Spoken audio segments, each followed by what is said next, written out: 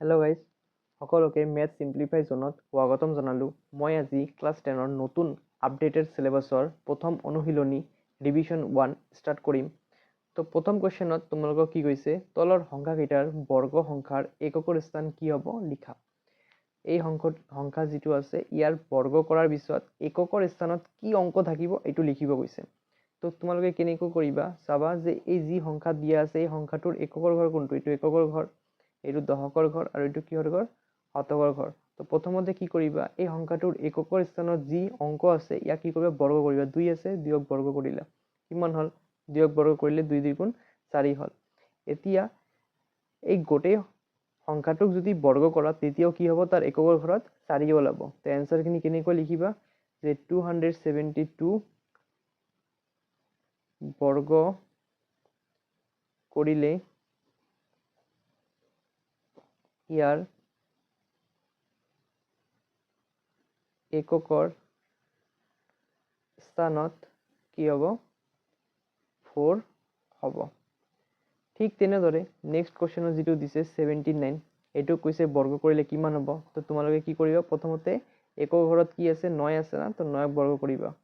9ক বৰ্গ কৰা মানে 9ক কেইবাৰ পূৰণ কৰিবা, 2বাৰ পূৰণ কৰা। 9 9 গুণ 81, কিমান ওলাল, একক ঘৰত 1 ওলাল। গতিকে এই গোটেই সংখ্যাটোক যদি বৰ্গ কৰা তাৰ এককৰ স্থানত কি ওলাব, 1 ওলাব। তো লিখিবা যে 79ক কি কৰিলে, বৰ্গ কৰিলে ইয়াৰ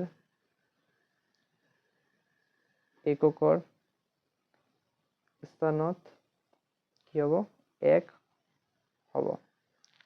ঠিক তেনেদৰে এই 400টো যি দিয়া আছে কৈছে যে ইয়াৰ এককৰ ঘৰত কি সংখ্যা হ'ব, ইয়াৰ বৰ্গ কৰাৰ পিছত এককৰ স্থানত কি সংখ্যা হ'ব। তোমালোকে কি কৰিবা, ইয়াৰ এককৰ ঘৰত কি আছে, 0 আছে, এইটো দশকৰ ঘৰ, এইটো কি শতকৰ ঘৰত। গতিকে এই সংখ্যাটোৰ এককৰ ঘৰত যি আছে 0 তাক বৰ্গ কৰিবা। বৰ্গ কৰিলে কি হ'ব, 0ক 2বাৰ পূৰণ কৰিবা, বৰ্গ মানে কিমান হ'ব, 0 হ'ব। গতিকে এই গোটেই সংখ্যাটোক যদি তুমি কি কৰা, বৰ্গ কৰা, তাৰপিছত ইয়াৰ এককৰ ঘৰত যি এনসাৰ ওলাব এইটো কি ওলাব, 0 ওলাব। গতিকে কি লিখিবা যে 400ৰ বৰ্গ কৰিলে ইয়াৰ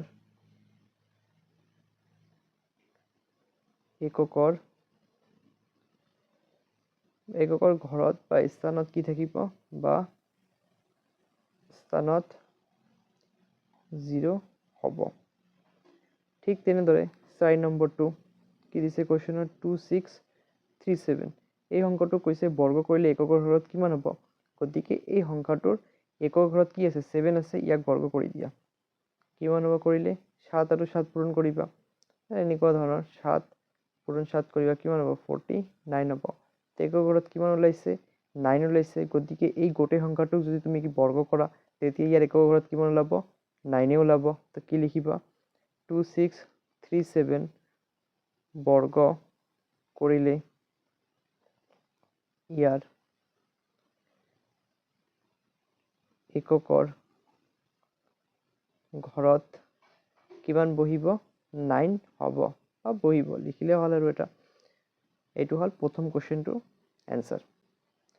যদি প্ৰথম কুৱেশ্যনটো ভাল লাগে তেনেহ'লে লাইক, শ্বেয়াৰ আৰু ছাবস্ক্ৰাইব কৰিবা। এনেকৈ মই কি কৰিম, 1 নম্বৰ কুৱেশ্যন কৰিলোঁ, তাৰপিছত 2 নম্বৰ, 3 নম্বৰ, গোটেই যিখিনি কুৱেশ্যন আছে মই তোমালোকক এটা এটাকৈ ভালকৈ বুজাই দিম। যদি কোনো অসুবিধা হয় বুজিবলৈ তেতিয়া কি কৰিবা, কমেণ্ট কৰিবা। মই যিমান পাৰিম চেষ্টা কৰিম তোমালোকৰ উত্তৰখিনি দিয়াৰ কাৰণে। আৰু ভাল লাগিলে লাইক কৰিবা, শ্বেয়াৰ কৰিবা আৰু বন্ধু বান্ধৱীসকলৰ লগত মোৰ এই ভিডিঅ'টো শ্বেয়াৰ কৰি দিবা। Thank U.